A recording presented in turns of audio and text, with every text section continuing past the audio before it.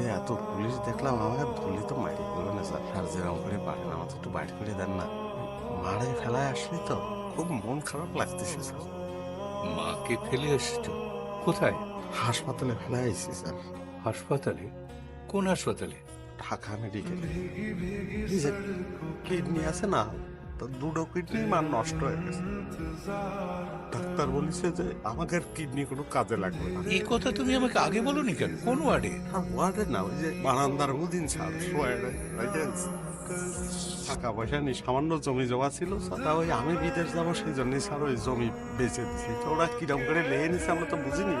বাবার কবর ওই জমির মধ্যে চলে, মা বলেছিল যে তার কবরটা যেন বাবার কবরের পাশে দেওয়া হয়। মা মরে গেলে মার কবর কিরম করে দেবো?